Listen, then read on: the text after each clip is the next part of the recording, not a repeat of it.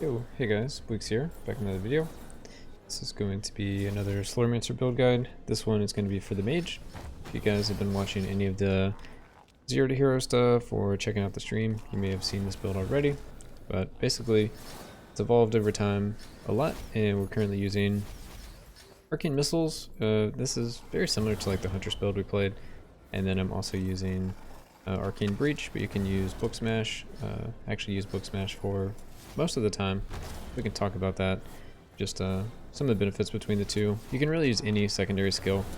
And then for our main specialization, we are using the Wall of Omen because it just has some nice benefits with what we're doing. Also gives you some good movement speed.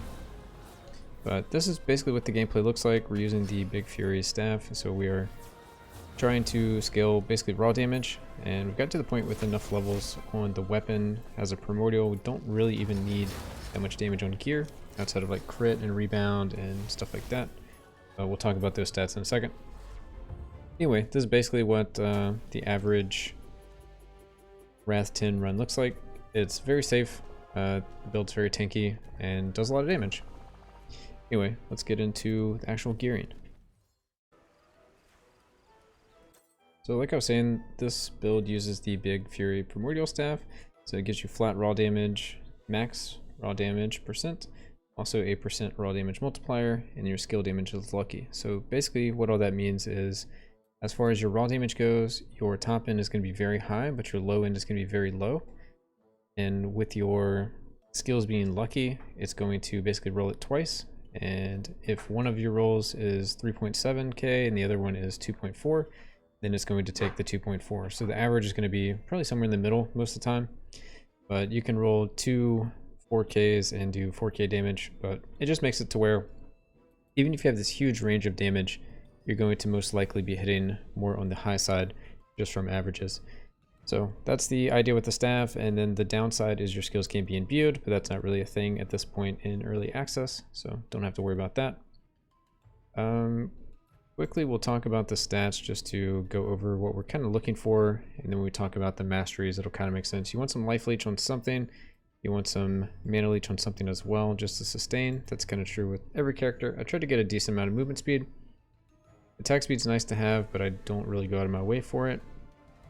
Critical strike chance, you want 100%, and with my masteries I'm at 100%, so I have 61 here, 1.5 could be taken off and changed.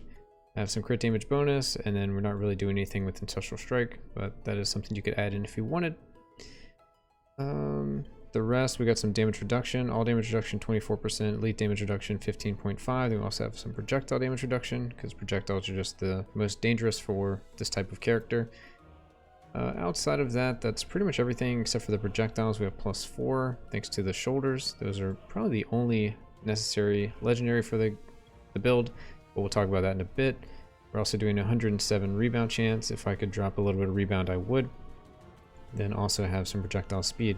So as far as the masteries go, we're using Arcane Missiles. This is the bread and butter of the build. You want to get your +22 from your gear. And I'm scaling skill damage, not elemental damage. You could go elemental damage, but that's not going to be what this video is about. For the first mastery, I'm getting the cooldown time, so this is basically just attack speed. So that's why we're seeing, 0.33 instead of 0.51 cast per second. Anyway, the other one isn't that big of a deal either. We're never going to be running out of mana because we have mana leech, and we're doing enough damage that we're going to be full all the time. But I'm not going to talk about all of these. We'll just go with the ones we're using. I'm also using, whenever you or an Arcane clone cast Arcane Missile, you have an 80% chance to also cast 2 Remnants of Arcane Missile. So Remnants is very important here, and this is how we're actually getting our Remnant ability. Moving on, we are getting Arcane Missiles has a Pierce chance, Fork chance, and Rebound chance equal to your highest among these stats. That's why we have 100% Rebound, but the other ones are at 0. We get the Pierce for free, we get the Fork for free. So very nice in that regard, just for more stats on your gear. Next, we have Remnants of Arcane Missiles. So that's what we were talking about before. This is where we get our Remnants, 80% chance. Remnants of Arcane Missiles have a 25% chance to apply Time Lock. So I'm using Time Lock in this build. It's just very safe. What Time Lock actually does, it makes the enemies unable to cast skills or move for 3 seconds. Damage dealt during Time Lock enemy is lost in time and delayed until the end of the effect. Time locked cannot be refreshed, and this is a mage thing, of course. And then lastly, we have whenever Arcane Missiles hits an enemy affected by Time Lock, it deals lost in time damage as elemental damage to every enemy that is affected by Time Lock within 3.5 yard radius. This is like some free AoE basically. You don't have to do Time Lock at all. If you didn't want to, you could just take out this one and that's going to negate this down here. But there's really nothing to use down here for the current style of build. And I like the Time Lock effect. There are times where the room, you're like waiting for the 3 seconds of the Time Lock to go away so you can move to the next room. But it doesn't bother me. I like the safety of it, so that's why we're keeping this. And for our other main ability, like I said, the secondary skill, you can switch to whatever you want. But we're using Wall of Omen. Wall of Omen basically gives you some movement speed, and it reduces projectile speed that's going through it, and we'll get some other things that allow it to basically just destroy those projectiles. So anyway, we have increased area of effect size. That's going to increase the length of the wall, which is very helpful. We get movement speed as we walk through the wall. I am doing 90% increased damage against enemies that are affected by Time Lock, so it just helps against elites. Everything else gets one shot anyway. Then you also have a 15% chance to crit against enemies affected by Time Lock, so just more free crit. We're already at 100%, so it doesn't really matter there. And like I said before, this one, where was it? Oh, maybe I haven't gotten there yet. Anyway, that's a 15% extra chance against Time Lock. And then we have here, whenever enemy is killed by Time Lock damage, you gain Invigorate stack, granting 10% LE damage for 4 seconds. This one doesn't matter. There's just nothing to pick in here. Other than that, we have Retaliate and we have Arcane Bond. So if you're switching to Elemental, you could take this one. And we technically have a little bit of Elemental on the skill, so it does scale that. And it will scale any damage we get on our secondary skill, or whatever. Next we have enemy projectiles passing through Wall of Omens are destroyed. You get an extra 35% rebound chance, so it just really helps with gear. And then lastly, friendly non-remnant projectiles passing through Wall of Omen are split in 2. Alright, and then I'm currently using Arcane Breach. I was using Book Smash for a while. Basically, the only thing that Book Smash does is it attacks in an AoE and it silences. So you can do those two. You can also use the unique amulet, so it does even more AoE, but eventually switched away from that because it just felt like Breach was a little better.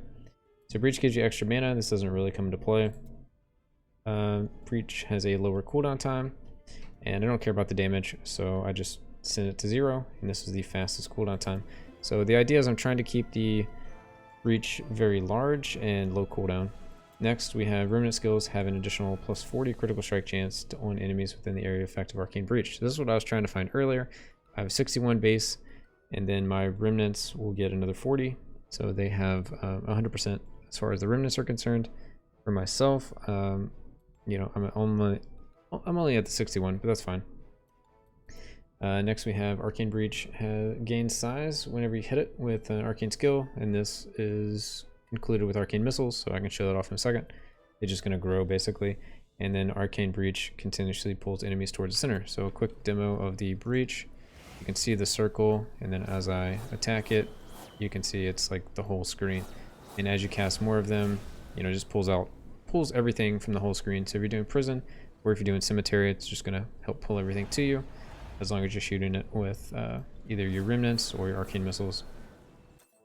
Also, another reason we're using the wall is it duplicates the projectiles, the non-remnant projectiles. So those are the ones that I actually cast. So when I put the wall down, we're going to get a ton of extra projectiles, and that's just going to kind of kill everything. Other than that, we use it for the speed, and if you stand behind it where you're shooting, any projectiles that are coming towards your character are going to be destroyed. Alright, Ancestral Legacy real quick. We're getting the 10% raw damage to elites, and mana regen. You can pick whatever you want. At one point we had this, but it has like a weird uptime because the cooldown doesn't start until the ability finishes. So even though it's a lot of raw damage and critical strike damage, it just isn't up all the time, so I just went with an easier one. It's also one less button you have to press, so whatever. Then I'm using Air Conditioner, so this just makes things that get close to you have reduced attack speed. But another thing it also does is with our attributes, we're doing a combination of Savagery and Dexterity. So the Savagery, we're getting a bunch of raw damage, a bunch of critical strike damage, and then Reaper damage multiplier. The rest doesn't really matter until you get to this one here. This one you have max raw damage equal to your missing mana. So as we cast skills, our damage is going to increase. So it actually works with the aura as well. So our mana isn't full anymore, and we get an extra 298 max raw damage if we were to cast. Slowly try to get our mana down. As our mana goes down, you know, we get more and more raw damage, which is just going to scale up our skill damage, which is going to basically scale up everything. And then from here, I'm using dexterity, get some attack speed and some reaper damage, and then also the projectile speed, which is mainly what I'm going for, the 50 projectile speed. You could get this on gear and go full savagery, or drop all of this and go full bravery for more movement speed. But we haven't gotten to that point, so this is just kind of like more of a starter type of thing for the build. And since I'm saying it's starter, but I have like half legendaries, so I'll talk about these legendaries real quick. So the only one I would say is really needed for the build is this one here. This is where we get all of our additional projectiles. So as you reinforce this item, you're going to get +4 additional projectile.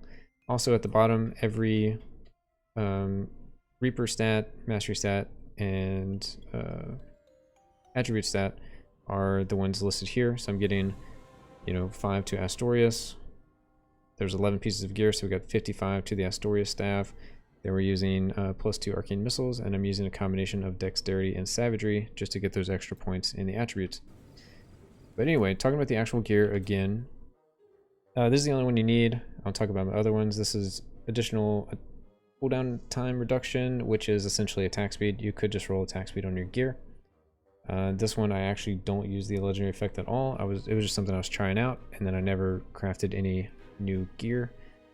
This is just for damage reduction. This is also damage reduction. This is lost in time damage increase. So this is some nice damage increase, but it's definitely not needed for the build. This is just more HP, so just effective health. So one thing to note, I mean, all my legendaries aren't even that good. I don't have epic stats at all on these. They're just kind of reinforced somewhere between, looks like 7 and 10 on some of these. Most of them are at 7. So it should be very achievable as far as the reinforced level. And as far as just finding them, this is the only one I would really go out of my way to find. The rest can be mix and match with anything to your liking.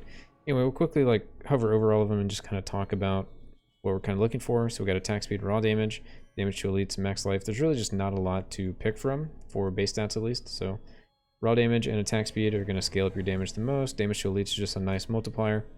And then you can get raw damage basically on every slot, but I dropped a lot of it because I was one-shotting everything. So I just started to get more and more life. That's why we have the 13k life. And then we have the stagger for 15% of the damage, and then 12% of the damage is going to go to my mana. And then we're just going to leech all that back anyway. So anyway, critical strike chance, critical strike damage, all that stuff is good. We do have epic stats on these. These are just epic items we found as we were playing the game. Yeah, more of the same. Critical strike damage, critical strike chance, raw damage, max life, movement speed, rebound. You do want to get that 75% movement, 75% rebound. That's going to give you enough with the Wall of Omen to give you 100%, and that's going to give you 100% pierce and 100% fork. So that's what you're really looking for. I have life leech as a epic stat here, but you can just put it on your gloves. We also have more movement speed, raw damage, elite damage reduction, max life, projectile damage reduction, movement speed. You know, kind of the same thing. Movement speed, crit damage, max life, rebound, max life, raw damage, max life, movement speed, crit, and then we have mana leech as an epic stat here as well. If you don't have mana leech as an epic stat there, you can get them on your bracers as a magic or rare stat. It's pretty easy to get.